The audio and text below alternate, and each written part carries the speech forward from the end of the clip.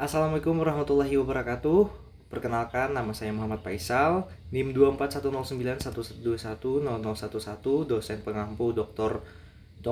Oski Iliandri, Magister Kesehatan. Di sini saya ingin membahas mengenai anatomi muskuloskeletal di regiotorakis dan membris superioris beserta vaskularisasi dan inervasinya dalam blok sistem muskuloskeletal. Baik. Yang akan kita bahas tentunya ada regiotorakis, ada membrum superior, vaskularisasinya, inervasinya. Yang pertama kita memasuki regiotorakis. Nah, di regiotorakis kita akan menemukan yang pertama adalah tulang sternum, kemudian ada tulang kosta yang terbagi 3. Nah, tulang kosta terbagi menjadi 3. 7 pertama ya, yang di atas itu namanya costa pera, rusuk sejati. Nih, yang melekat bisa kita hitung ada 1, 2, 3, 4, 5, 6, 7 ya. 7. Ya, ciri khasnya itu dia melekat ke sternum ya. Ada 7 totalnya. Itu namanya costa vera rusuk sejati. Langsung melekat ke sternum melalui tulang rawan cartilago costalis. Kemudian ada costa sporia ya, rusuk palsu. 3 pasang berikutnya atau tulang rusuk yang ke-8 sampai ke-10. Bisa kita lihat ada 1, 2, 3. Nah, ini namanya costa sporia. Kemudian di bawahnya ini yang terakhir ya, nih. Yang melayang ini adalah costa fluctuantes atau rusuk melayang namanya. Tulang rusuk yang ke-11 dan 12 ya. Jadi mereka ini tidak memiliki perlekatan dengan sternum, tapi melekat hanya pada tulang belakang dan mereka ini melayang ya. Melayang. Makanya namanya costa fluctuantes. Nah, selanjutnya adalah tulang rusuk ya. Ini adalah tulang rusuk pertama ya. Kedua, ketiga ya, dan seterusnya. Tapi kita review 3 saja ya. Jadi di costa vera atau rusuk sejati ini terbagi lagi beberapa bagian yang bisa kita beri nama atau bisa kita kenali lebih dalam gitu. Seperti contohnya ada angulus costae di sini. Nih. Ada angulus costae, atau di costa vera yang ketiga di sini ada nih angulus costae atau sudut costa. Kemudian bagian tengahnya ini corpus costae atau badan dari costa vera rusuk sejati. Nih badannya corpus costae ya. Nah, di sini ada kolum leher dari costa vera. Nah, di sini juga di costa vera yang ketiga ada kolom costa. Kemudian ada caput costa atau kepalanya. Nah, kepalanya. Nah, yang lain juga ada costa. Kemudian ada sulcus penae subclaviae ya. Ada alur pena ya. Pena dari subclavia di sini nih.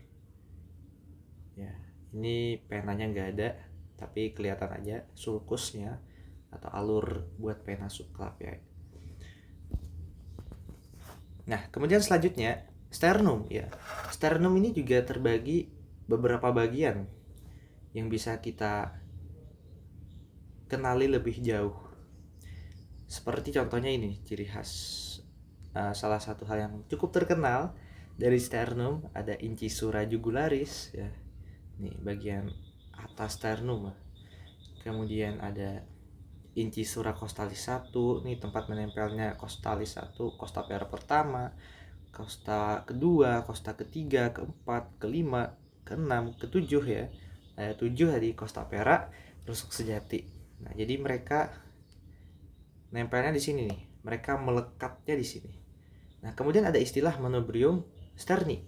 Ini adalah bagian atas tempat melekatnya clavicula atau tulang selangka dan tulang rusuk pertama. Nah, jadi di daerah manubrium sterni di sini. Ya. Jadi clavicula dan costa vera pertama di sini melekatnya. Kemudian ada corpus sterni, badan dari sternum. Badannya nih, bagian tengah yang menjadi titik perlekatan sebagian besar tulang rusuk. Ya, besar, sebagian besar, ada banyak nih ya. Kemudian ada processus hypoideus.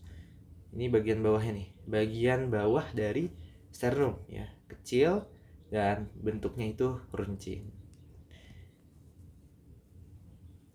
Kemudian selanjutnya yang tidak lepas dari costa adalah tentu vertebrae thoracicae atau tulang belakang torakal.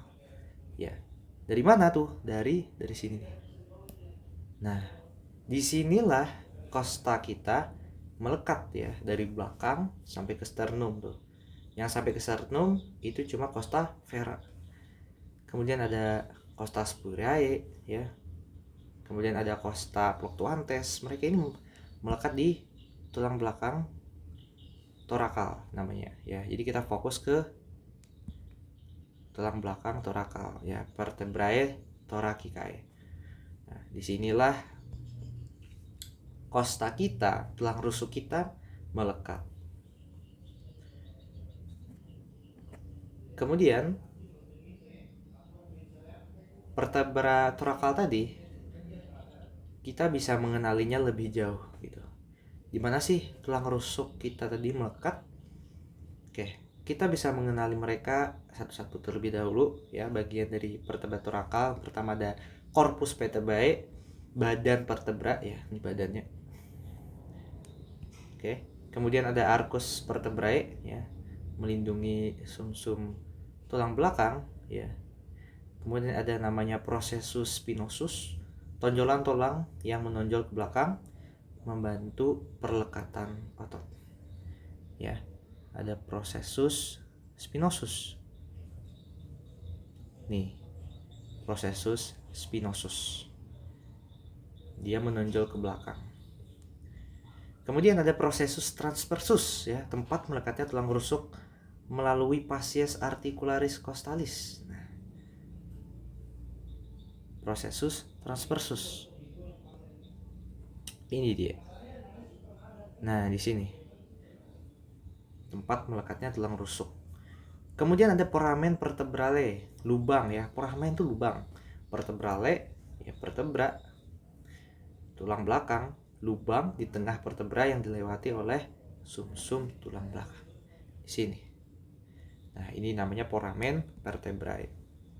Kemudian ada pasies articularis superior dan inferior. Permukaan sendi yang berartikulasi dengan vertebra di atas dan bawahnya ya. Nih, pasies articularis capitis costae, pasies articularis capitis costae ada di atas, di bawah ya. Yang mana mereka ini permukaan sendi yang berartikulasi dengan vertebra di atas dan bawahnya. Selanjutnya ada muskulonya. Kalau tadi kita sudah membahas tentang tulangnya, maka kita juga harus membahas tulangnya ya. Karena mereka ini sepaket. Nah, ada pectoralis mayor ya. Jadi kalau kita buka kulit kita, lemak kita sisihkan, kita akan melihat musculus pectoralis mayor ya, yang sangat besar sekali, dominan di wilayah toraks kita.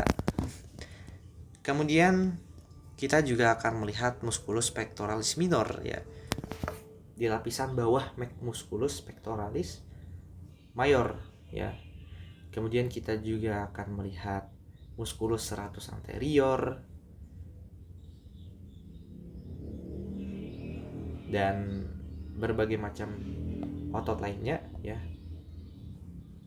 Nih, di sini kita bisa melihat lebih spesifik lagi ya. Ada musculus serratus anterior nih. Yang mana? Yang ini. Nah, kemudian ada musculus nih, pectoralis minor tadi ya, ini. Kemudian ada musculus intercostalis externus ya. Externus ya, buat ekspirasi. Nah, ini musculus intercostalis internus ya. Nah, di sini dalam internus. Kemudian ada musculus transversus thoracis ya.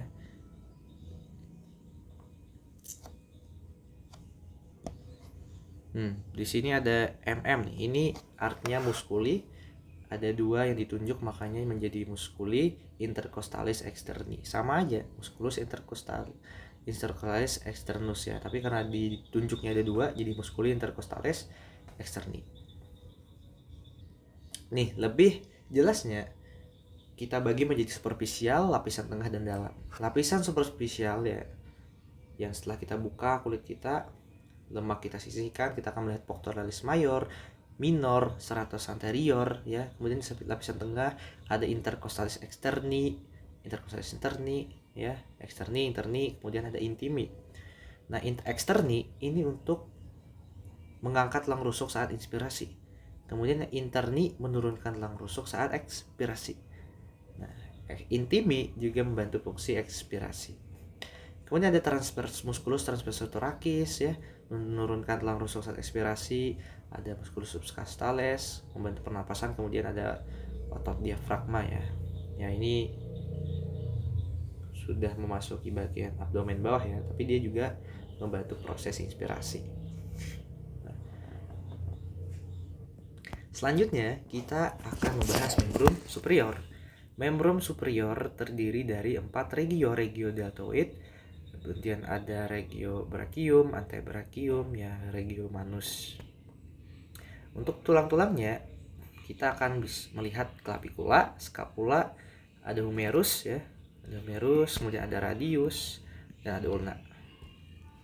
Dan otot di bagian manus serta tulangnya. Kemudian nah di bagian manus nih. Di bagian manus ya. Khususnya di bagian ossa carpi ya. Di ossa carpi kita akan menemukan 8 ossa atau tulang-tulang ya. Yang bisa kita bagi menjadi proksimal dan distal. Ya, di bagian proksimal ya, di bagian sini proksimal yang mendekati os ulna dan radius ya. Ada os scapuideum ya. Nah, ini ciri khasnya tulang paling besar di ossa carpi. Kemudian ada os lanatum, os triquetrum, os periform. Kemudian di bagian distalnya ya. Distal di bagian metakarpalnya ya, kita akan menemukan os trapezium, os trapezoideum, kemudian os capitatum ya. Kemudian ada os hamatum. Nah, otot-ototnya ya bisa kita lihat nih. Otot-otot di bagian membrum superior ya. Kita akan menemukan musculus deltoideus. Kemudian kita akan menemukan musculus biceps brachii, brachialis ya. Coracobrachialis juga ya, coracobrachialis. Ini lapisan lebih dalam lagi, gak kelihatan. Musculus brachioradialis ya, sudah masuk antebrachium ya. Di sini ada brachium, di sini ada antebrachium. Kemudian bagian manus ya. Atau lebih spesifiknya kita bisa melihat di sini nih, bagian regio bahu. Kita akan melihat deltoideus ya, ada supraspinatus, infraspinatus, teres minor, teres mayor ya. Nah, 4 ini acap kali disebut sebagai rotator cuff group ya, atau otot yang membantu kita untuk bisa berputar ya, lengan kita bisa berputar. Jadi 4 otot ini, supraspinatus, infraspinatus, teres minor dan subscapularis ya. Kemudian di regio brachium ada biceps brachii, brachialis, coracobrachialis, kemudian ada triceps brachii, ada 4 ya. Kemudian nah di regio antebrachium kita akan menemukan pronator teres, flexor carpi radialis, flexor carpi ulnaris, flexor digitorum superficialis, flexor digitorum profundus ya, flexor pollicis longus, pronator quadratus. Kemudian ada palmaris longus. Nah, palmaris longus ini enggak semua orang memilikinya. Jadi fun fact, hanya sebagian orang ya. Jadi enggak semua manusia memiliki palmaris musculus palmaris longus.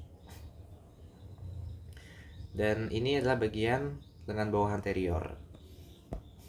Kemudian lengan bawah bagian posterior atau antebrachium bagian posterior kita akan melihat brachioradialis ya, brachioradialis. Kemudian kita ada melihat extensor carpi ya, ini spesialis extensor nih di bagian posterior ya. Ingat kalau di posterior itu mostly extensor carpi radialis, carpi radialis brevis, longus, extensor digitorum, extensor digiti minimi. Nah, terus fun fact-nya ya, di bagian posterior ini inervasinya nervus radialis semua ya, supinator ya, extensor carpi ulnaris, mereka ini nervus radialis semua. Sedangkan di anterior tadi itu ada nervus medianus, ada nervus ulnaris ya. Jadi ingat, anterior itu ada dua nervus, medianus dan ulnaris, sedangkan di posterior itu cuma nervus radialis. Kemudian di manus ya, kita akan menemukan otot tenar, musculus tenar, musculus hypotenar ya, otot ibu jari, kelingking, hypotenar, kemudian ada lumbricalis, interossei palmaris, interossei dorsales. Nah, ini mereka diinervasi oleh nervus medianus dan ulnaris. Selanjutnya ada vaskularisasi. Nah, vaskularisasi dari torak ya, tentunya dari aorta, dari jantung kita bisa melihat nih ya, dari ventricle kiri masuk ya, keluar ke aorta, naik ya ke cabang aorta, menuju brachiocephalic trunk ya, menuju ke membrum superior ya. Kemudian ke di sini bagian dextra ya, subclavia dextra ya. Nih dari jantung ke subclavia dextra, kemudian ke bagian daerah kanan toraks kita ya, kemudian menuju membrum superior ke bagian kanan aksilari ya, arteria aksilari bagian kanan, kemudian brachium bagian kanan, ulnar bagian kanan, radius bagian kanan, hingga ke arteri digitorum ya, arteri di bagian jari-jari kita ini sampai ke ujung. Nah, jadi alurnya seperti itu. Kemudian juga venanya ya, vena balik dari ujung jari sampai ke jantung kembali ya, melalui vena cava superior ya. Vena cava superior masuk ke dalam jantung ke atrium kanan atau atrium dextra, atrium dextrum. Kemudian inervasi di bagian lengan tadi ya, seperti yang kita ingat, posterior itu cuma nervus radialis ya, radialis. Kalau posterior nervus radialis. Mana nervus radialis? Nah, ini dia ya, nervus radialis.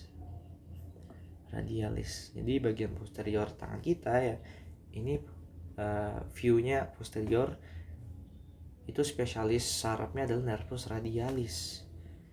Nah, sedangkan di anterior itu ada medianus, nervus medianus, dan juga nervus ulnaris.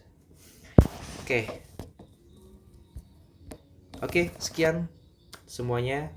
Terima kasih telah menonton video ini. Semoga bermanfaat, semoga membawa kebaikan dan ilmunya dapat bermanfaat untuk saya sendiri khususnya dan kita semua. Assalamualaikum warahmatullahi wabarakatuh.